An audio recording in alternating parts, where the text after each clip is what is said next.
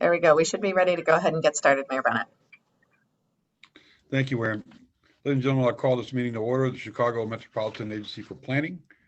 Remind everybody to press star six on your phones to mute or unmute yourself, as permitted by the Governor's Disaster Declaration dated May 27, 2022. The determination has been made that an in-person meeting is not practical or prudent for this board, and to ensure a transparent and open meeting as possible, the meeting materials were posted 1 week in advance. A recording of this meeting will be provided and linked to our website, and all the votes will be taken by roll call. With that in mind, Erin, please call the roll. Great. Thank you so much. Mayor Bennett? Present. Frank Beal? President Brawley? Present. Mayor Darch? Present. Paul Goodrich? Present. Jim Healy? Here. Nina Idamudia? Present. Mayor Noak? Here. President Reinbold? Mayor Rodering? Here. Stephen Schaefer? Present. Carolyn Schofield? Here. Ann Sheehan? Here. Matt Walsh? Diane Williams? Present. And I think I saw Frank Beal join. Frank? He may be muted. Oh, he's connecting to the audio here. Well, we have a quorum to get started, and we'll recognize Frank Beal is working on his audio. Sure. Cheryl recognized Frank's here. Oh, I'm sorry. Leanne Redden. I did not call her non-voting members. Leanne Redden and Koros Mohammadian. Present. Thank you. We have a quorum, and before we get to the minutes, every year at our June meeting, I have the privilege of forming an advisory board to discuss and consider officers to serve on the executive committee, and they'll meet over the summer and offer a recommendation to the chairperson at the September board meeting, and I've selected Nina Idamudia, Nancy Rodering, and Matt Walsh to serve as that advisory group. So thank you. Moving on to the approval of the minutes. Is there a motion to approve the April minutes? So moved, Noak. Second, Rodering. Moved and seconded. Erin, call the roll. Thank you. Mayor Bennett? Aye. Frank Beal? Aye. President Brawley? Aye. Mayor Darch? Aye. Paul Goodrich? Aye. Jim Healy? Aye. Nina Idamudia? Aye. Mayor Noak? Aye. President Reinbold? Mayor Rodering? Aye. Stephen Schaefer? Aye. Carolyn Schofield? Aye. Ann Sheehan? Aye. Matt Walsh? Diane Williams? Aye. And the motion carries. First item on the agenda is the executive director's report. Erin. Thank you.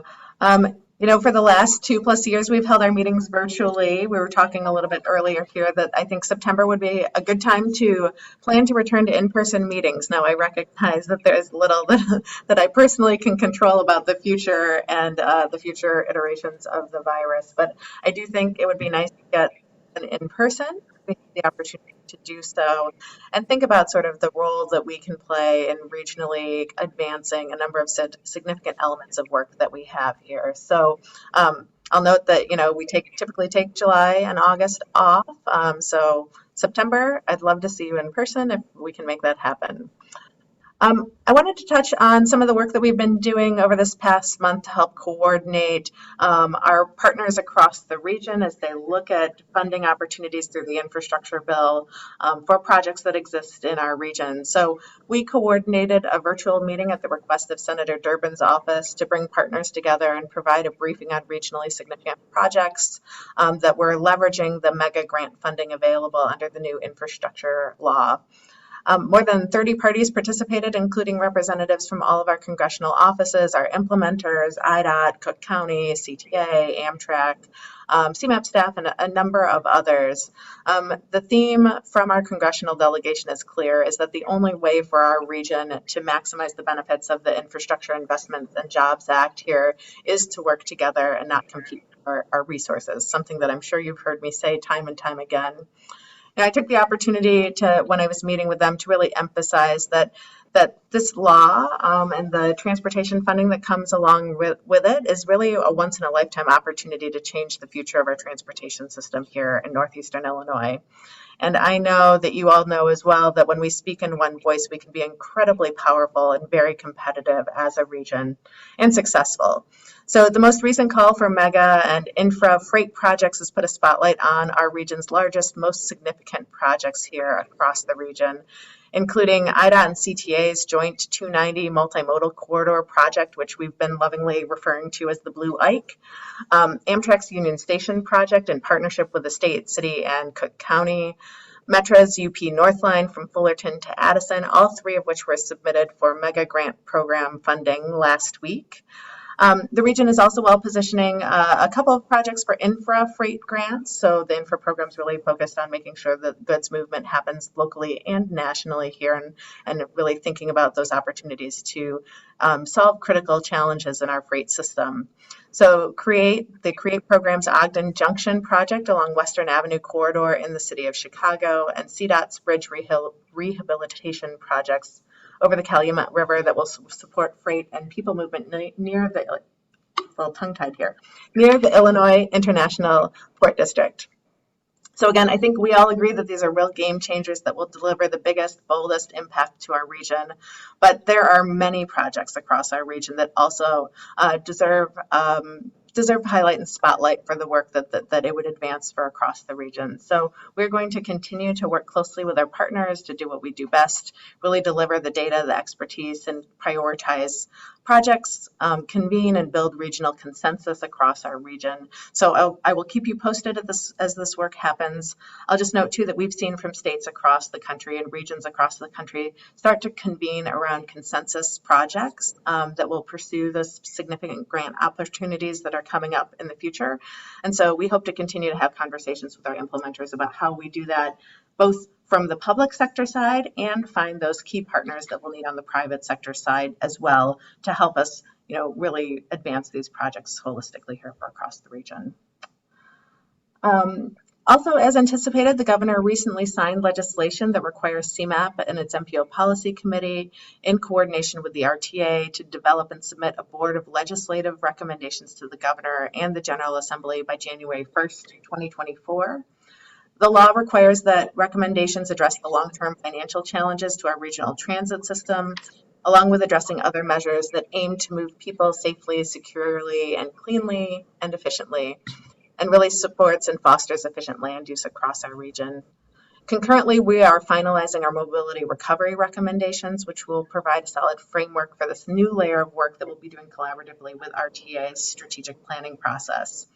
So our partnership with RTA will continue our agency's long history of working closely together on regional transportation strategies and solutions. And then also this week, the On to 2050 plan update will officially open for public comment. The draft plan is linked to CMAP's homepage at www.cmap.illinois.gov, and public comment will be made available from June 10th to August 13th. I'll just also highlight too for the public that the public can share comments by email at onto2050@cmap.illinois.gov. We'll have that featured prominently on our website and other places, social media throughout our media channels as well. We will send you content and links to share with your constituents and partner agencies as we continue to engage our partners and stakeholders around this process. Expect to see some increasing communications and marketing to broader audiences over the next few weeks.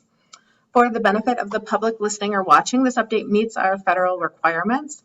The purpose is to really take a look at the data that was in the originally approved 2050 plan in 2018 and really adjust that data to meet our current situation, as well as respond to the adjustments in the regionally significant project status. We also take this as an opportunity to analyze and refine the financial plan for our region's transportation system as well.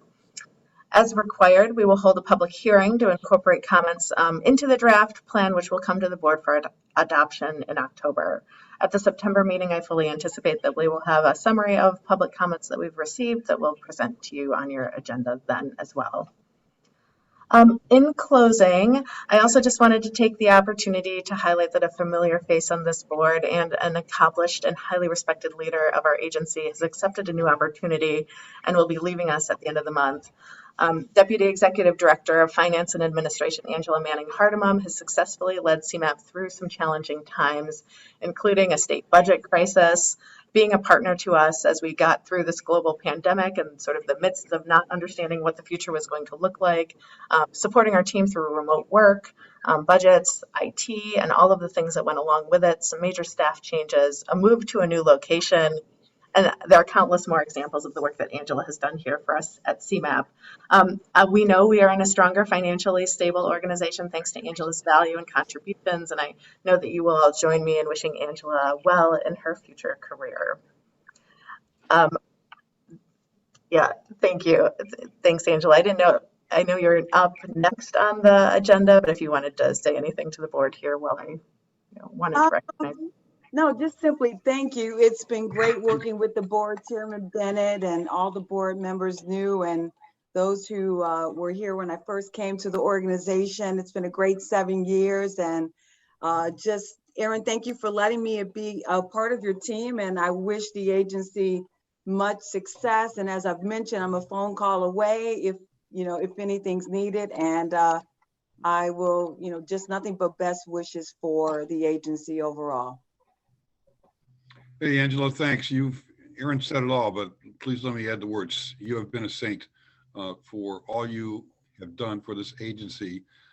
You've really multitasked in so many areas and stepped in, whether it was legal, whether it was financial, administratively. You've really set a bar for your replacement, and we wish you the best. Thank you, Chairman. I know we don't want to spend a lot of time on this, but as a person in the middle, in terms of people who have been here for a long time and people who are new, I have to say you helped me to understand the agency, how it worked. You were always readily available, whether it was specific to CMAP or something that was an extension of your knowledge and your experience. So I just have to say a special thank you too, and to say I'm shocked, but I certainly wish you tons of luck. Thank you, Diane. Well, Mayor Bennett, that concludes my report. I was just going to say, great segue to Angela under contracts and procurements. Angela?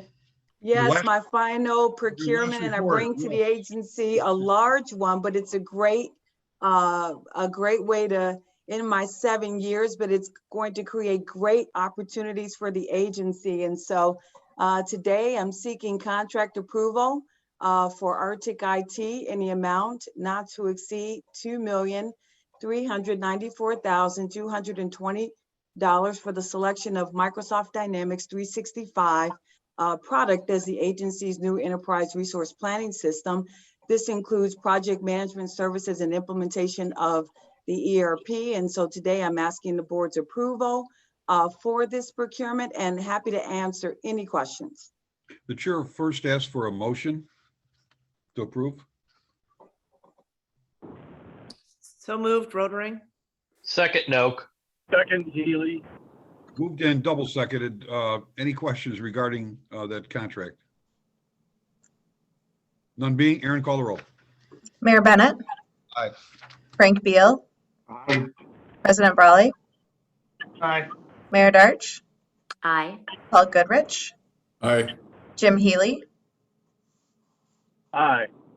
Nina Itamudia. Aye. Mayor Noak. Aye. President Reinbold. Mayor Rotering. Aye. Stephen Schaefer. Aye. Carolyn Schofield. Aye. Ann Sheehan. Aye. Matt Walsh. And Diane Williams. Aye. And the motion carries. Thank you. Thank you. Under committee reports, Erin, updates? Yeah, I wanted to just sort of say as we have been convening new committees, we've had a lot of inspirational discussions with our committee members. Our goal or our plan for including those committee reports will be providing updates to you, the board, in a more substantive way on a quarterly basis. So our updates are scheduled for September, November, February, and May. So when we come back from break, we will have a download of the work that those committees have been discussing and some of their key points that are salient to the work that we've been doing. So just wanted to make you aware that that is the plan for quarterly reporting from our committees. Thanks, Aaron. There's no other items on the agenda for approval. So under informational items, item number 8, update on the 2050 plan, Elizabeth Scott. Elizabeth?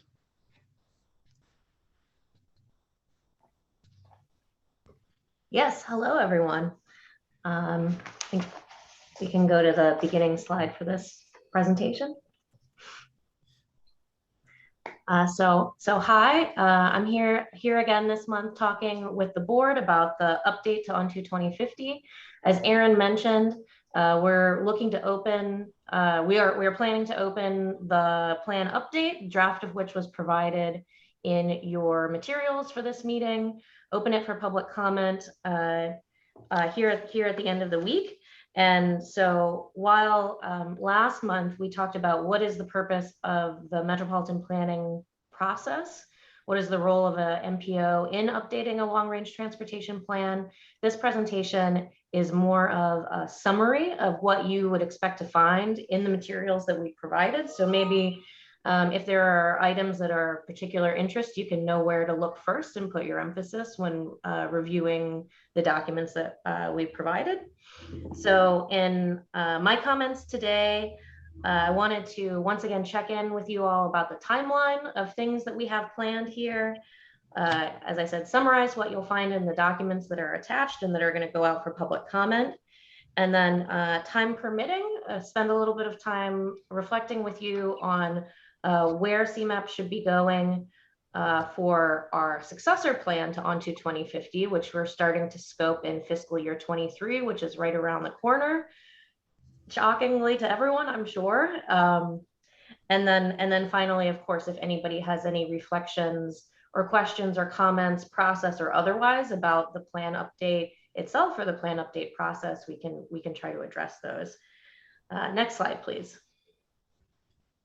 So on the timeline, we're chugging along. I had a conversation last week with the Transportation Committee about this. We're speaking with you all today about the plan update. And then tomorrow, the same presentation will be provided to the MPO Policy Committee, just so sort of everyone is on the same page with what we're doing here. Public comment will open June 10th. We'll have a public hearing in the evening from like 4 to 7 on August 11th. Public comment will close mid-August, and then in September, we'll provide a summary of everything that we heard from partners, stakeholders, the public, anybody who wants to share any thoughts with us, and what changes we made in response to them. And then finally, in October, we'll be coming back to you all in your joint meeting with the MPO to ask that you adopt the plan update formally. Next slide, please. And so just as a reminder, the On to 2050 update kind of has two components.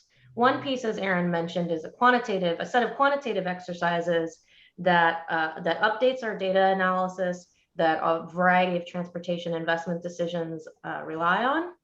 And then kind of a newer piece, which we haven't discussed before, is the narrative that the team prepared to go alongside the technical update pieces. And so what that does is it looks back at the original policies put forward in On to 2050 and thinks about the relevance of those policies in context of the experience of the last 4 years.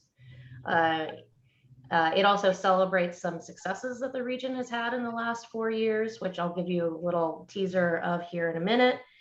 And it also puts forward some thoughts about what the way forward for the next regional plan might be. So that's a wee but mighty 20-page document. And if you have time, we really would encourage you to take a look at it.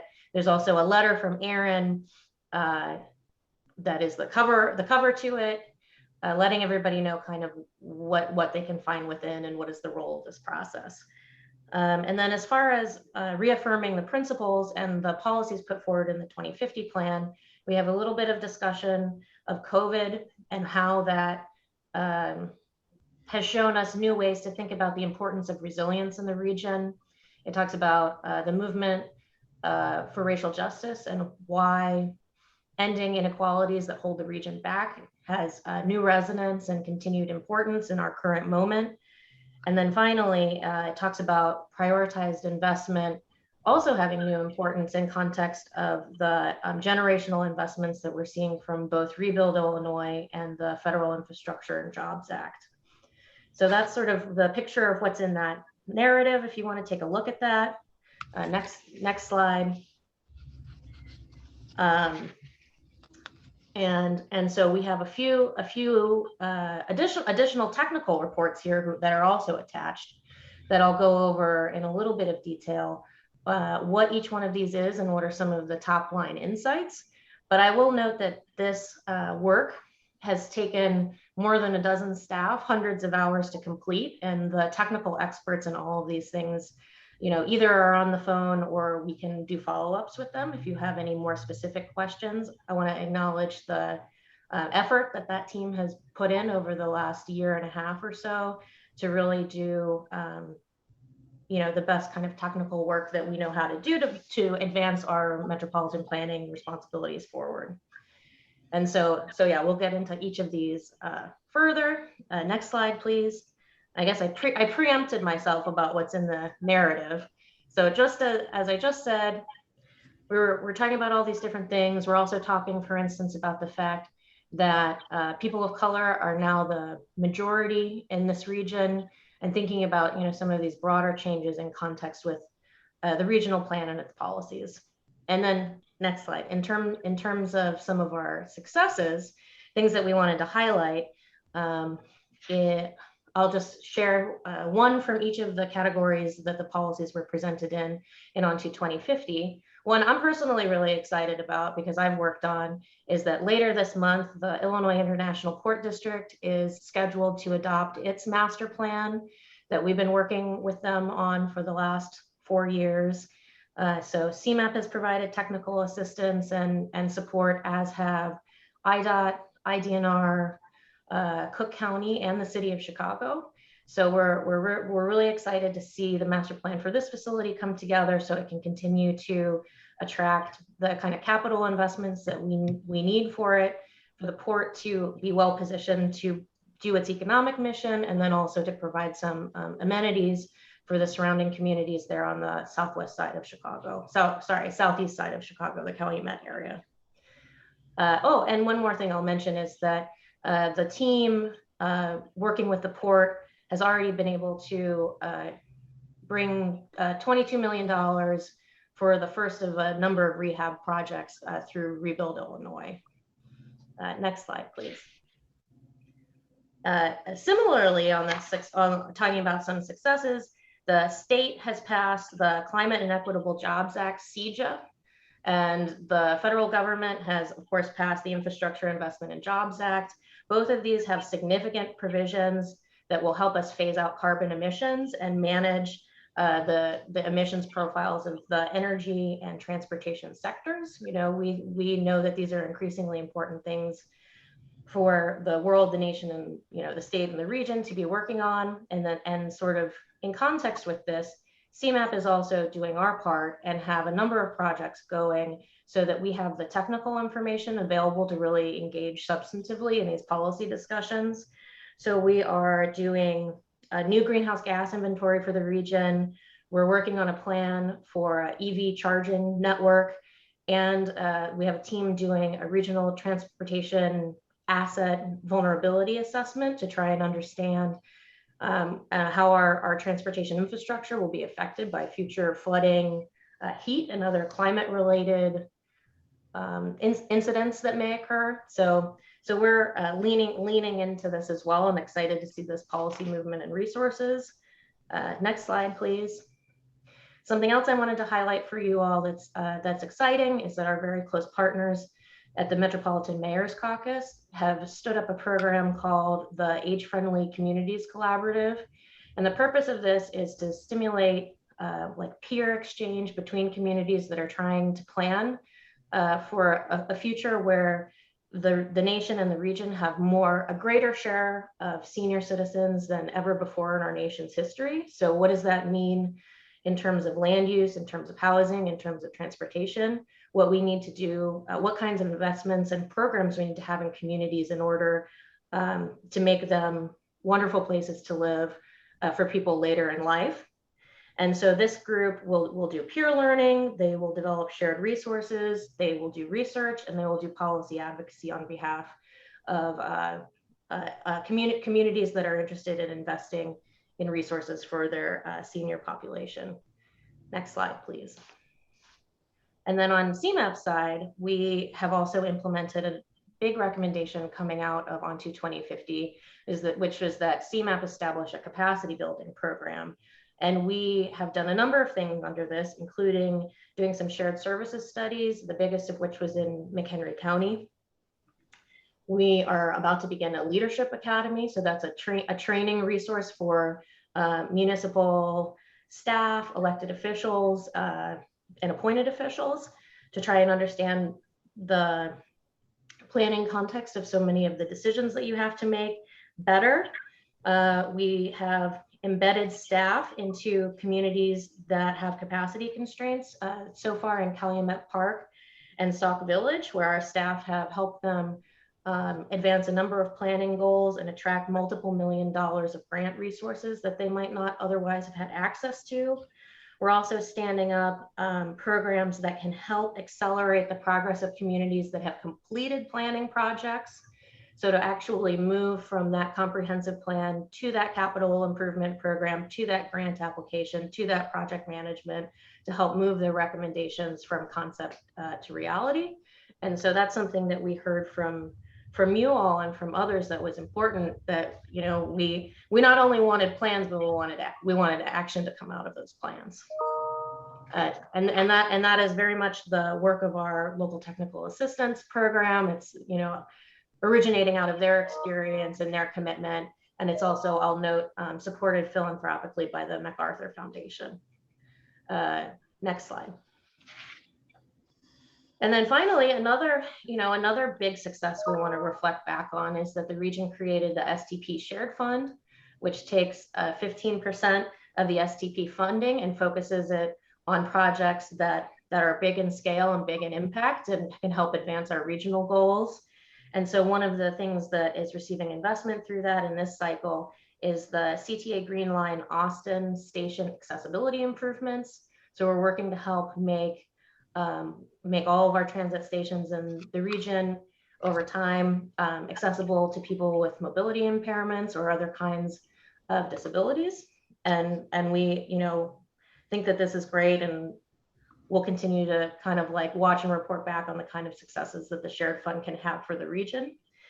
And so these are just a few of the successes that we wanted to reflect on with you all. There are others listed in the report that you can take a look at. But, you know, it's been a really hard 4 years, but I think it's important to take a moment and, you know, celebrate where we have made progress. And so our narrative does that as well. And so now turning to the technical pieces, I'll, next slide, please, give you a little sense of what each one of it is, if you want to look into it more or ask any questions. So one of the first things that we have to do for the planning process is to update our socioeconomic forecast. And so that's a forecast of future jobs and population in the region. How many people, how many jobs at 2050, and then at a few key years backing up from that. So we get big regional level totals using some pretty sophisticated quantitative methods. And then we need to translate those regional totals down to a very small, like quarter-mile square estimates for what we expect will happen in the region in the future. And so one thing that the team has done this cycle that's new, that our research analysis and programming team is very proud of, is implement the Urban Sim microsimulation land use model to help us bring that regional total forecast down to the local level to understand where we think that the jobs and population will be in the future. Urban Sim is a extremely complicated, cutting edge microsimulation tool. And so we're one of the, it's something that many major MPOs are implementing and adopting. And we're very excited that the team, after a few years of research and work has stood up this tool that we're going to be able to use for these efforts and then other things going forward. And I guess I'll just note the top line finding here is that because of COVID and because of the findings of, a few other things, we are somewhat downgrading our future projection of population and jobs, although not in any shocking level. Next slide, please. And so we take this information that comes out of the forecast and we use it to update our travel demand model. And why we do that is so that the travel demand model has the most current information in it, because we then turn around and use the travel demand model to evaluate project proposals to understand their sort of costs and benefits to the region. So we update the travel demand model, which tells us some important things. Where are all the trips going in the region? What are the purpose of these trips? What mode are the trips being used on, and what time of day are they happening? So this is like a any given Wednesday in the region. This is a model of what we think people's movements are, and we use it to test different assumptions about how different projects might have impact. So we updated the travel demand model with information from the socioeconomic forecast. We also did a survey of thousands of people to help calibrate the model with real life information about how people are actually moving. And then we also did some technical work to add additional mode choice to the travel demand model, mostly to reflect the behavior of taxis and transportation network companies like Uber and Lyft, because we know that that's an important part of our transportation system now. Next slide, please. And so we took that information, kind of as I said, and used the updated travel demand model to assess the proposals for infrastructure projects that were given to us by our implementing agencies. These are proposals for future projects that are investments in the transit system, expressways, and arterials that are of a certain size. So that's typically over $100 million, although in some cases can be above $250 million. And the reason that we do that process is to help prioritize regional needs, coordinate our investment efforts, look at the performance measures of all of these different things, and think about how the region's future investments can help us enact our planning priorities. And so for this update, we have constrained out for the public comment 71 regionally significant projects, 21 transit, 25 expressway, 35 arterial, the majority of which were included in On to 2050, but some new ones have also been added. Next slide, please.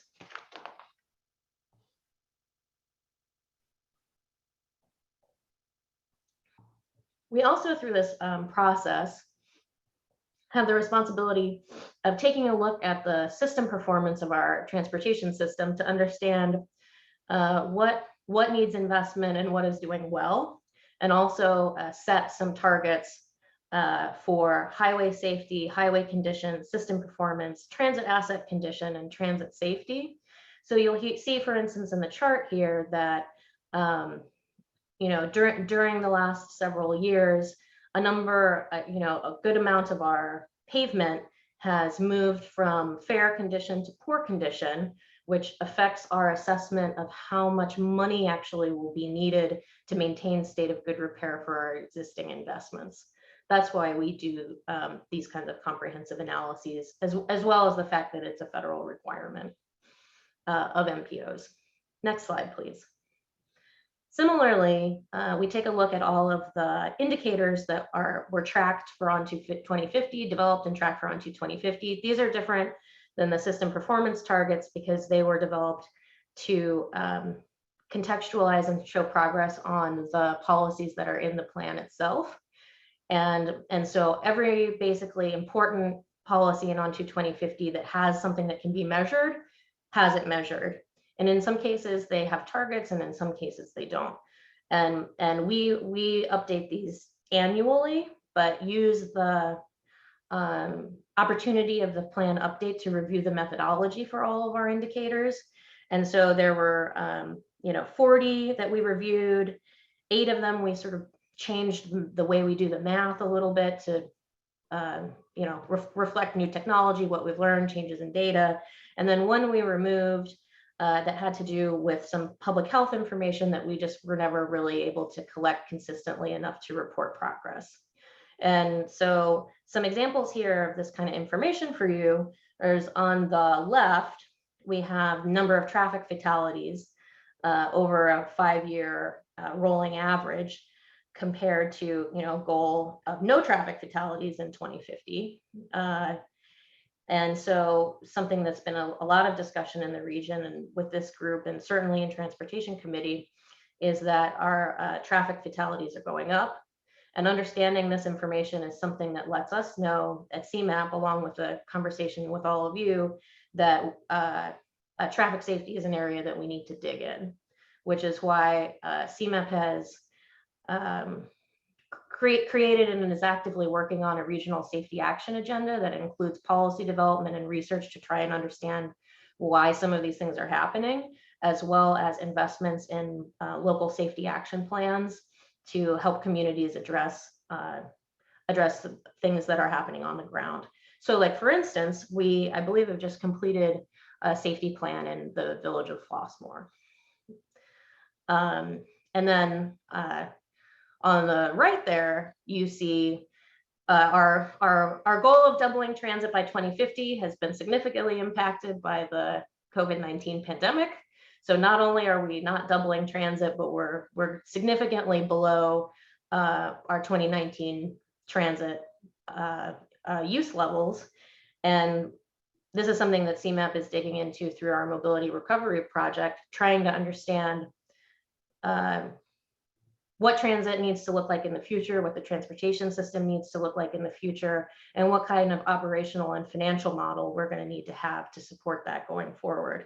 So the indicators give us real-time information on things and help guide us in the direction of issues of concern where we need to be working, not just in the regional plan timeframe, but in the work plan, like immediate right now timeframe.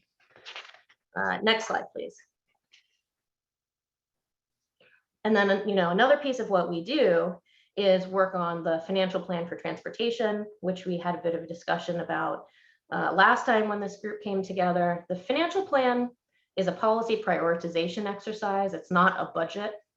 It's not specified enough for budgeting. Really, the purpose of it is to look over 30 years at the resources we think we'll have and the costs we anticipate to operate, maintain, and repair the resources that we've already invested in, to make system enhancements that we may need, such as in road technology or bike ped investments, and then to compare with that also the new capacity costs of any expansions that we might want to make through regionally significant projects. And then finally, we think about what revenues does the region need to continue to pursue, such as expanding the sales tax base, exploring road user charge, thinking about more tolling, thinking about pricing parking, and thinking about perhaps a regional charge on transportation network company activity like Uber and Lyft, mirroring what the city of Chicago has already implemented. Because asserting that we need these revenues helps us sort of balance the budget over the long term. And it's a way to insert into the policy conversation some of these movements that we need to have. And so an example of how this has worked is that forever, raising the motor fuel tax and indexing it to inflation was one of our reasonably expected revenues, which was enacted by the state through Rebuild Illinois. And we were very happy to be able to then move it to our baseline revenue forecast, which includes all of the resources that, public resources that we get from any source for the transportation system. So yeah, we take a long-term view when we think about the investments and we think about the performance of the system. Next slide, please. And then finally, there are kind of two pieces that come along concurrently with this. One is we update the transportation improvement program, and that is one of the short-term implementation tools. These are the projects that are moving through the project development work and towards construction. The TIP updates are ongoing and they occur concurrently to the plan update. And so the ETIP is being amended, and then really kind of as we speak, the FY23 to 28 TIP has been drafted and is being presented. And so while all of our project selection processes incorporate the priorities of ON2 2050, many of our funding programs also have additional considerations, such as through the CMAP program, which talks about air quality improvements, or TAP, where we make a lot of bicycle investments. Next slide, please.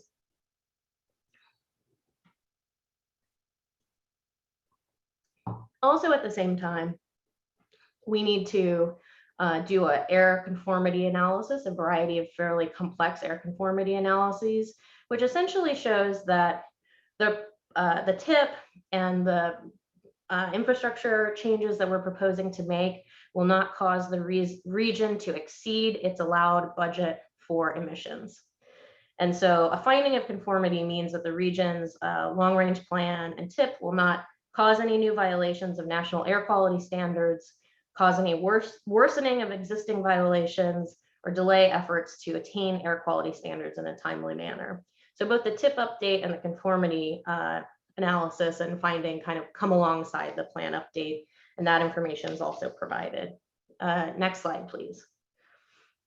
And then finally, we've been doing some public and stakeholder engagement. We had 5 virtual roundtables, some of which some of you or your staffs participated in. And the kind of, we presented some information from what we were finding, but we also asked, how should CMAP continue to dig in? What are you seeing? What are you concerned about? What are you thinking about? And really big messages that we heard from people were that freight movement and warehouse location were top of mind, as were the impacts of e-commerce and changing land use around retail. And then finally, also like housing affordability and availability in a broader land use context, and then the future of transit. Another question we asked are, what new analytical tools and decision-making processes can CMAP use to better evaluate policies and projects in the future? So when we're thinking about scoping our next work, where should we be looking to refine, evolve, the policy work that CMAP puts forward through the regional plan? What can we do to help the region, to guide the way forward, to try to help answer knotty, complex, interjurisdictional, regional problems, perhaps things that have emerged that we didn't have good understanding of before, where we need to dig in the future. So next slide, please. And I wanted to ask you all that question. And this is a rendering we had done for ON2 2050 that we never got to use. So I thought I'd just show that while we ask you this question. If you have any questions about the information that I've shared, or if you have any thoughts for the team as we're starting to scope the successor plan for ON2 2050, areas where we need to do work, areas where we need to dig in.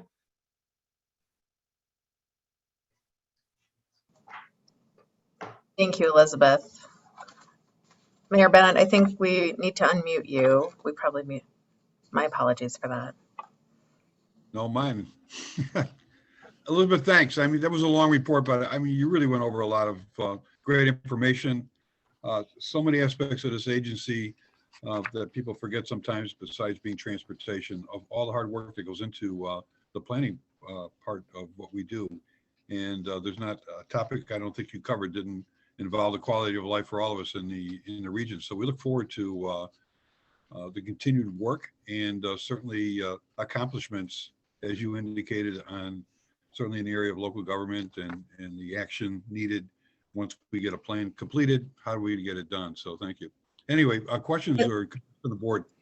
Looks like Carolyn has her hand raised. Yeah, thanks. I just wanted to say thank you so much in that presentation for the shout out to the McHenry County Shared Service Coordinator Program. I wanted to make mention of it today anyway, so this perfect opportunity. It is a program that on a regular basis we refer to, we utilize, and it has really exploded. So I would encourage anyone to look at that. I saw that you have a capacity building program paper. So again, I can't thank you enough for the work that's been done on that. It has been a phenomenal program that should be a model throughout the state. So it has helped us in every aspect of government. So I again, just thank you for giving that shout out. Thank Thank you. you, Carolyn. Stefan? Yeah, I just wanted to jump in and really thank you for this rich presentation, Elizabeth. Obviously, you mentioned transportation isn't a singular issue, and it intersects with a number of different issues like sustainability, public health, well-being, and all of these together contribute to the lived experience of residents in the region. So just really wanted to uplift and put a fine point on kind of the importance of those kind of co-equal values of environment, resilience, priorities within the agency's forward-looking efforts, and just making sure that we continue to center them as like a key part of CMAP's definition of success. And in particular, appreciated the presentation on the different data and tools that you're using already to measure success on these dimensions, but potentially expanding their use. And thinking as well about how we're in a moment of implementing Illinois CJA bill as well as federal EJA implementation, and as we're looking at regionally significant projects looking forward, helping CMAP's role in helping to ensure that these are done equitably and smartly. And part of that is actually using data to inform these investments and making sure that we have a clear way to measure the performance of these investments. And as you've mentioned, not just on those transportation dimensions, but on these other measures of success as well. The urban sim portion of the presentation, for example, was a really cool, fascinating aspect to me in terms of how CMAP updated its demand model, for example. So yeah, just want to emphasize along these lines the growing availability of different analysis tools and resources. My organization, the Natural Resources Defense Council, as well as other organizations like Rocky Mountain Institute, have different tools available. For example, there's a shift calculator that's looking at measuring induced vehicle miles traveled as well as greenhouse gas emissions of large roadway expansions and how we can avert the negative impacts that come with increased GHGs or air pollution. So just recognizing we're down, far down a path for this update, but really thinking about our long-term planning and how we can continue to incorporate and center these tools in our resource planning. So thank you for that. Point very well taken. And Stefan, I'll just note for the group that we're excited in this next sort of successor plan development to think about how we can further evolve our technical approaches to better account for all of the factors that we know are important in transportation investments, as you say. And so we will be looking to you and NRDC and others and anybody who wants to talk with us about how we can do the work better to help us think about what that next step is. Other questions, Aaron? Anybody else? Doesn't look like anybody else has their hand raised on the board end. Again, Elizabeth, thank you. Next item is on the 2050 update, the tip conformity analysis and tip amendment. Russell, you gonna take that? I am. I'm ready to go. Slide. There should be a slide. There we go. All right. Included in your packet today is the ONTO 2050 tip conformity analysis and tip amendment. To help provide some additional context on the conformity memo that's included in your packet, I have a very brief presentation. So slide. Excellent. Next slide. As seen on the slide, there are several ozone non-attainment classifications. Until recently, the region was classified as serious non-attainment for the 2008 standard and moderate for the marginal, for the 2015 standard. At the end of May, US EPA said that the region was in attainment of the 2008 standard. Currently, the region is classified as marginal for the 2015 ozone NAAQS, but we soon will be reclassified to moderate.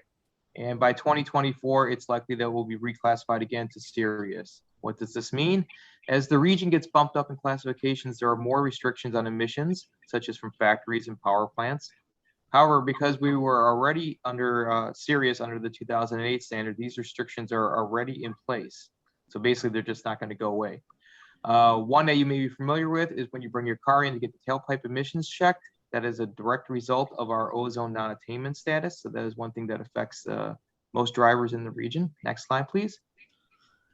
How do we know we are violating ozone standards? IEPA has a number of ozone monitors throughout the region. Anytime a monitor has 4 or more exceedances in a year, the region is in violation of the ozone standards. As you can see, last summer, we had 5 monitors that did this. Next slide. All right, there is also one monitor just over the border in Wisconsin that is also part of our region. It's called the Chihuahua monitor. How this works is that the region has what is called a design value, which is the 3-year average of the 4th highest reading from one of the monitors. The monitor with the highest readings is referred to as the controlling monitor, which is currently the Chihuahua monitor. Based on the monitor readings over the last 2 years, combined with this year, the 2020 to 2022 3-year average, the design value, already exceeds the ozone standards, and we are really just beginning the summer. So we haven't had any violations from an ozone monitor this year, but even without that, we're already over the acceptable 3-year limit. So the design value is likely to increase from the current, which is 73, and last year at the end of the summer, we were at 75. Next slide, please. What is CMAP's responsibility? Our part is transportation conformity. Under the Clean Air Act, we are required to demonstrate that projects in the TIP conform to the motor vehicle emissions budget for our area. I think that was already covered. We do this through a regional emissions analysis of transportation projects in the TIP. Specifically, projects in the TIP subject to air quality analysis requirements demonstrate when modeled that the region does not exceed our motor vehicle emissions budget, which is shown near the end of the memo that was included in your packet. In November of 2020, US EPA released a new emissions model. CMAP did not have to switch to that model until January of 2023, but we thought it would be best to use the new model for the plan update. It's not an easy process to switch to a new model. These are very complicated, very technical exercise. There's a lot of staff work that goes into preparing all the new data sets, testing the model, analyzing the results, and all this had to happen within a very short period of time and within our existing work. But with the efforts of numerous staff members, we were able to switch to the model just in time for the plan update. The slide goes over some of the highlights of the new model, so I'm not going to go over that. Of note, in using the new model, VOC emissions will show a decline, while NOx emissions will show an increase compared to previous conformity modeling results. This is primarily attributed to how the new model calculates emissions, not changes to projects in the TIP or onto 2050. Finally, I want to end by emphasizing ozone in particular in our region is a regional problem. This is one of the few things in which we really do need to come together as a region. Where ozone is generated and where it's deposited is throughout the region, which is why the monitor in Milwaukee actually is our most violating monitor. Not mentioned really here is actually they have ozone problems in Michigan, just on the other side of the lake. Last time I checked, most of that is all because of the ozone that we generate here and deposit over on the other side of the lake. So ozone is really a much more larger macro scale problem. Next slide. That is the end of the presentation. The memo in your packet, which includes the list of projects such as the new RSPs or projects that has changes, will be subject to a 60-day public comment period that coincides with the ONTO 2050 plan update. If there are any questions on the conformity memo or conformity in general, I can answer them at this time.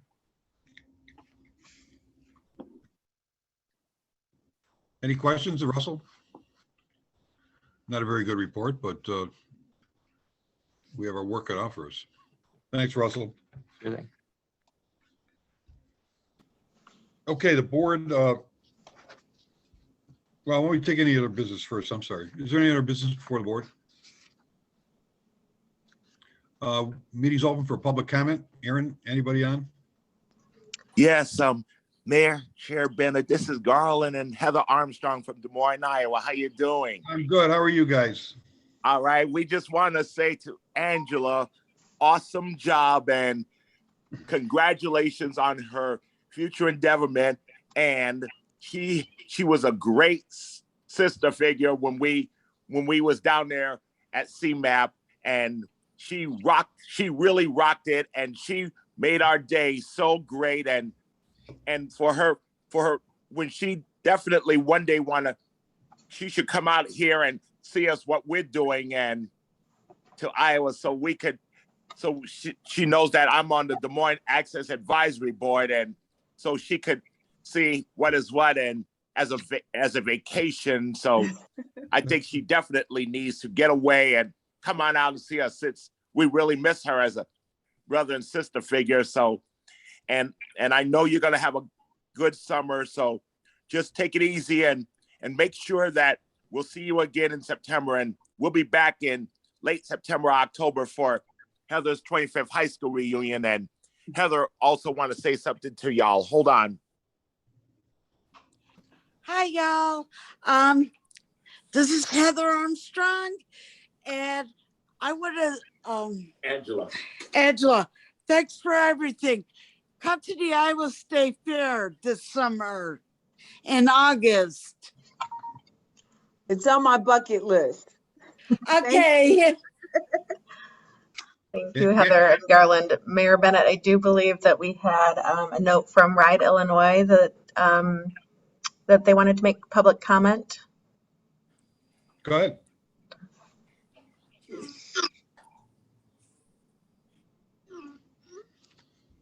Maybe I am mistaken. So if I am, my apologies. I don't think we have had any other notes for public comment. Okay. Oh, Angela, you hold going on on. a road tour this summer? I'm sorry. Yeah. I'm sorry, Chairman? I said, are you going on a road tour this summer? It sounds like it. Sounds like it. I'm Mayor sorry, Bennett, Aaron. it does look like there's Mr. Frank Vasquez is interested in making public comment. Go ahead. Hi, well, first off, can you guys hear me? Yes. Perfect. Great job on the presentation. Very impressed with all the work that CMAP has been doing. I did have one question with regard to the transportation modeling process. I was kind of like looking through the update here. Is when making considerations for transportation investments, is induced demand being considered when like looking to expand, especially on like our expressways and such, especially with our traffic fatalities increasing in the recent years? Frank, I do believe that is Craig on the line? Craig Heather from CMAP? He is not. Elizabeth, do you want to take this? I recall from Craig's answer to the Transportation Committee that our model does take into consideration the impacts and changes that will be made to our transportation system, which does include induced demand. However, it doesn't do it at a micro scale. So some of the stuff that we look at don't ultimately capture biking and pedestrian movements across the region. But I do believe on the larger scale it does take some of those things into consideration. Elizabeth?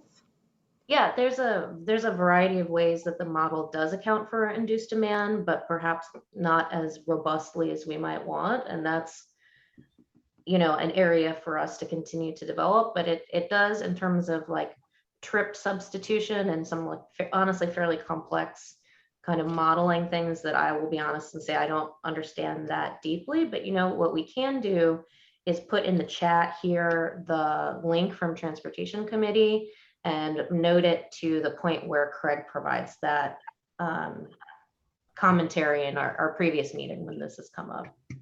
And we're also happy to make our experts available to walk through our modeling process as there's interest. So thanks. Sounds good. Thank you, guys. Thank you. Ladies and gentlemen, we have planned for an executive session. The board will go in exec session, come back out, and then officially close the meeting. But I will entertain a motion that the board goes into executive session. Is there a motion? And I'll So say moved, no. specific. Thank you. If I could just add specifically, it's for closed session minutes pursuant to 5 ILCS 122C21. Sorry, thank you. I'm sorry, who, there was a. Darch, motion. Diane will second. Noak, second. Moved and seconded. Aaron, call the roll, please. Mayor Bennett. Aye. Frank Beal. Aye. President Brawley. Mayor Darch. Yes. Paul Goodrich. Yes. Jim Healy. Nina Itamudia. Aye. For Healy. Thank you, Healy, and thank you, Nina. Mayor Noak. Aye. President Reinbold. Mayor Rodering. Stefan Schaefer. Aye. Carolyn Schofield. Aye. Ann Sheehan. Aye. Matt Walsh. Diane Williams. Aye. The motion carries. We will now switch into a room, I gathered, for the exec session. This should not take very long. It's just to review the prior executive meeting, minutes of those meetings. So, Aaron, you want me to wait a second, or how's this working? No, correct. We're going to go into executive session. Board members will be brought into executive session in a separate room, and then we will come back out and make any motions outside of the executive session. Correct. So So do your thing. take us away. Just a second.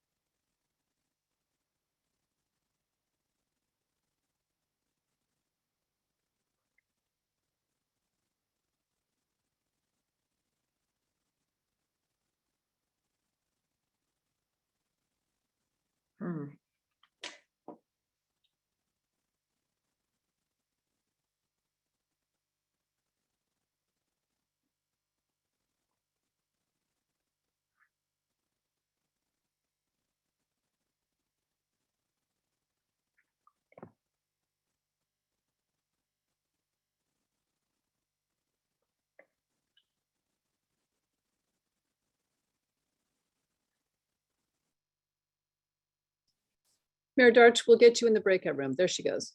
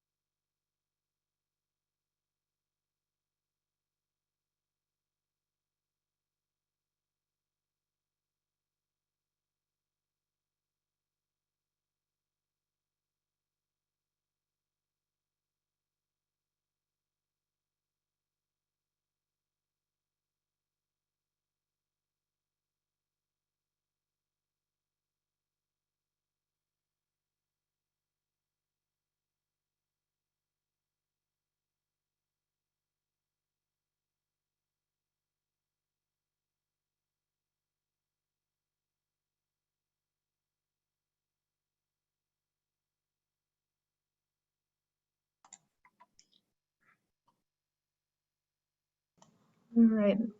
We are all set?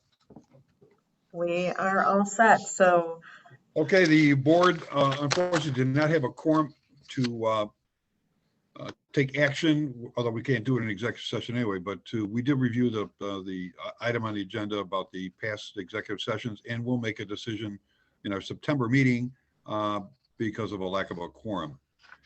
So with that in mind, any other comments or questions? Again, the board, we have 2 months off. We won't see everybody until September. The executive committee will immediately meet after this. Please go back online for the Zoom meeting for the executive session. And in other comments of business for the board, I'll entertain a motion to adjourn. So moved. This is Diane. Second, Noak. Moved and seconded. Aaron, call the roll, please. Mayor Bennett, Aye. Frank Beal, Aye. President Brawley, Mayor Darch, Aye. Paul Goodrich, Aye. Jim Healy, Aye. Nina Itamudia, Mayor Noak, Aye. President Reinbold, Mayor Rotering, Stefan Schaefer, Aye. Carolyn Schofield, Aye. Ann Sheehan, Aye. Matt Walsh, Diane Williams. Aye. The motion carries. Thank you all. Please enjoy the summer. Thank you. We'll see you as the song goes in September. See you on executive committee meeting next. Bye.